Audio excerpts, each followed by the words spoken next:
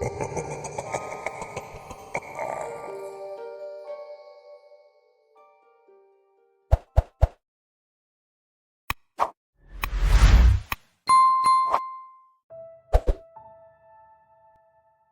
was a chilly evening a few weeks ago when my friend Jason and I found ourselves indulging in the dark corners of the internet for our particular amusement.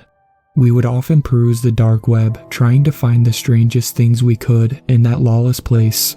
We'd been doing it for years, since we first got access to the dark web back in high school when Jason found out about the Tor. We'd seen everything from drug sites to snuff sites, but on this particular evening, a peculiar link caught our attention. It was titled Doolittle's Bazaar. Intrigued, we clicked the link. A digital menagerie showcasing exotic animals of all kinds opened up in front of us. It was obviously run by poachers and boasted a large amount of endangered and rare species. Mesmerized by the bizarre collection, we scrolled through the listings, intrigued by the curiosities on display. It had everything from mundane tropical fish to incredibly rare big cats. We were amazed.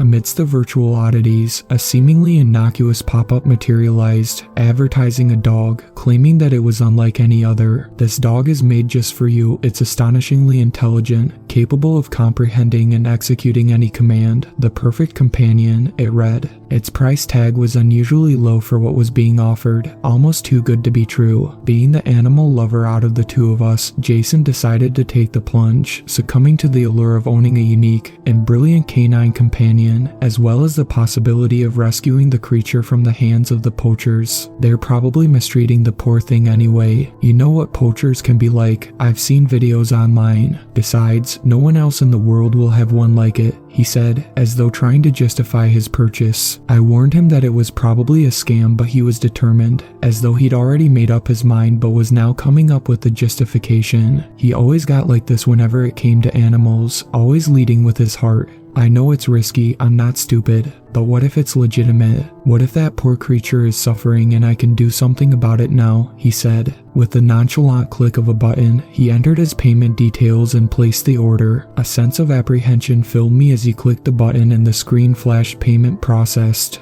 I wasn't sure why at the time. I think it was just a general distrust of the dark web. After all, we'd seen a lot of things on there before. Well, said Jason, let's see what happens. Worst case, I've just lost some money. Best case, I've rescued an animal. We carried on searching through random links in the dark web, but at the back of our minds was the excitement to see Jason's new dog, as well as the anxiety as to whether it was even real at all. You could never be too careful on the dark web. Jason went home later that night and the events of the evening gradually faded from our minds. Several weeks passed by with no sign of the dog. There was nothing from the company on the deep web either. We both assumed that it had been a scam and that Jason had just lost his money. I told you so, I goaded each time I saw him. A few days after that, an obscure package arrived at my friend's doorstep. It was a huge box, larger than anything he'd ever ordered before. You could easily fit a full-length sofa inside and still have room to spare. Strapped to the top was a note.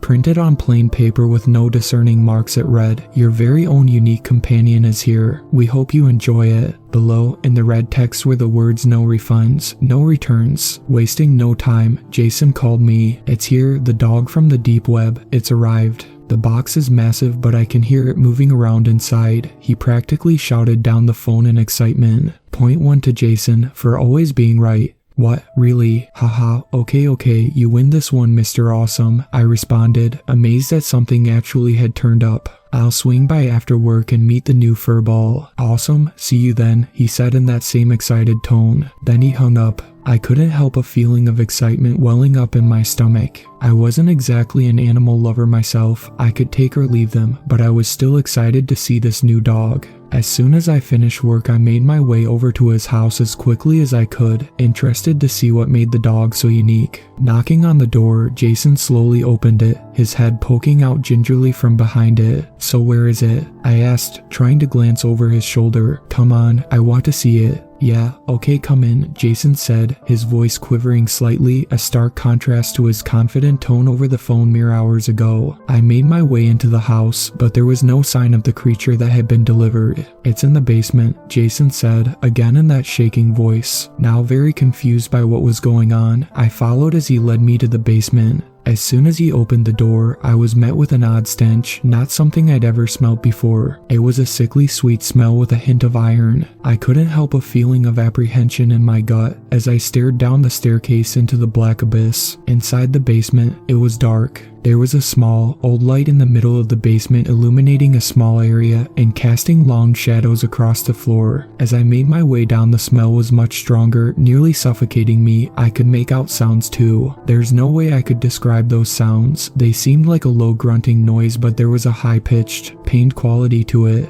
There's no way that sound was made by a dog. As my eyes adjusted to the gloom, I could see a large metal cage in the far corner of the basement. It had thick iron bars and a heavy-looking padlock on the gate. The floor was covered in sawdust. The sounds seemed to be emanating from further within. "Come here, girl," Jason beckoned, again a quiver in his voice. My eyes remained fixed on the cage, awaiting the reveal of his peculiar new companion. The creature inside it obeyed his command, moving into the dim light. I had to stifle a scream. There's no way that thing could be a dog. It was hairless, with large, red-looking welts all over its body that were held together with stitches. If I had to describe it, I would say that it appeared as if someone had crudely amalgamated human components to create a macabre imitation of a canine form. It was breathing that same, low grunt with a high-pitched whine, as though its every breath was pained. Its face looked stretched, like the skin was pulled back, almost into a grimace of constant agony. I almost feel sorry for the wretched thing if it wasn't so repulsive. "Oh God," I said, not sure of what else to say. All words left me. "I know, it's horrible, isn't it?" I didn't think this is what they'd send. I was expecting something like a really obedient Doberman or something, but not this thing, Jason said. I could hear the sadness and disappointment in his voice. He almost couldn't bear to look at it either. "It looks like it's been so badly mistreated. The poor thing. Can you return it?" I asked, still looking at the thing in the cage, that same sense of revulsion filling me. "No, there are no returns. I'm stuck with her," Jason said in a frustrated tone. "Why don't you just give her to a rescue center or release her into the wild, or something then?" I asked. "I can't do that," Jason snapped, almost offended. "Look at her. Nobody'd take her for one, and she doesn't look like she'd survive in the wild on her own. She needs help." I felt so sorry for Jason. He seemed genuinely upset by the creature in the cage that he was now stuck with. He was a compassionate person, and I could see that this dilemma about what to do and the need to help was eating away at him inside. "All right," I said, "if you're going to keep this thing, we can't just call it that horrible thing. What are you going to call it? Got any ideas?" "Demon Doggo, Scooby Don't." He thought for a second before saying Lucy. Lucy had been his grandmother's name. She'd passed away when he was really young. "Yeah, I think I want to call her Lucy." In the days following Lucy's arrival, Jason retreated further into his house, isolating himself from friends and social interactions. Whenever we managed to catch a glimpse of him, an uncharacteristic skittishness or edge hung about him, a stark contrast to his usual demeanor. He'd still speak and behave like the Jason we all knew, but he seemed distracted, as though he was constantly preoccupied with something. He also started dressing differently, wearing long clothing that covered most of his body regardless of the outside temperature, whereas before he was a shorts and t-shirt kinda guy. Every time I would ask him about Lucy, he would respond with something like "she's good, yeah," or "she's getting there," but he wouldn't go into much detail. You could see it on his face, a look of conflict, as though he wanted to confide something in us but he couldn't bring himself to. In the weeks that followed, Jason had gotten worse. It was rare that anyone could get in contact with him at all. When we did see him, he was now a skinny, gaunt imitation of the healthy, happy Jason we knew before. He looked incredibly pale and sickly. He'd also developed an odd limp in his right leg. When we asked him about what was happening to him, he would laugh it off, saying that the doctors were investigating, but his expression didn't seem to portray the same feeling. He looked worried, almost scared.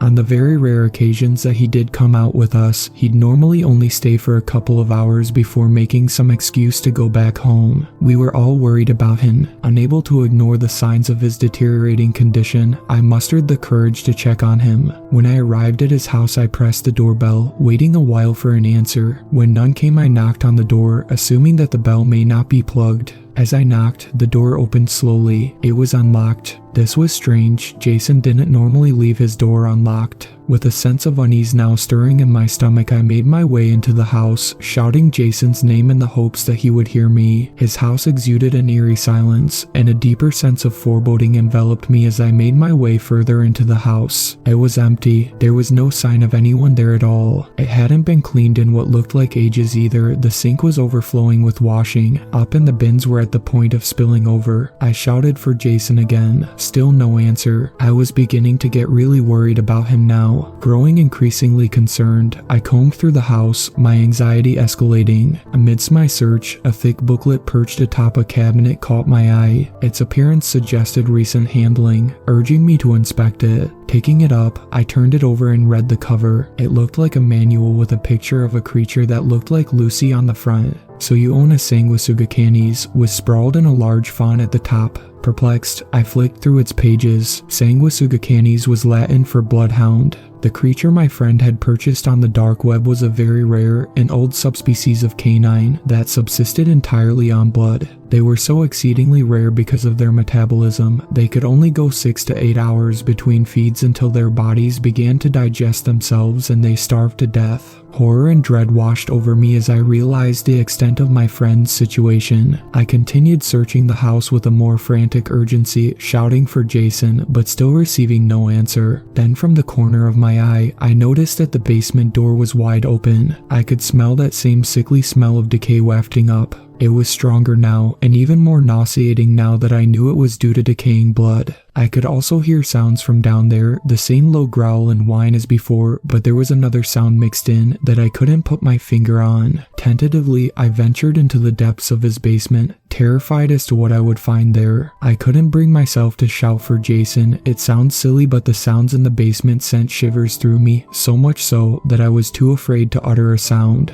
As I neared the bottom of the stairs, I poked my head around the corner into the dim gloom. I discovered Jason lying unconscious in the middle of the basement under that light. He was pale, deathly pale. I ran over to him, my fears being pushed to the back of my mind, overpowered by a deep concern for my friend. I rolled him over and tried to wake him, but he was completely unresponsive. I checked for a pulse, any sign of breathing, or anything else that would show me that my friend was alive. There was nothing. I shook him again, begging him to wake up. The feeling of devastation was crushing. I was doing my best not to break down, but I could feel the hot tears welling up in my eyes. Jason, my best friend, was gone. I was so confused. What had happened? I knew that he was sick, but I had no idea he was this far gone. Why hasn't he said anything to me? I pulled him close and hugged him, beginning to cry, as though if I hugged him hard enough it might bring him back. He was cold as ice. He was really gone. Slowly I laid his body back down gently onto the basement floor. As I lowered him, I noticed a piece of paper had dropped from his clenched fist. I turned to pick it up, and as I grabbed it, my eyes perceived something that I'm not sure I'll ever forget.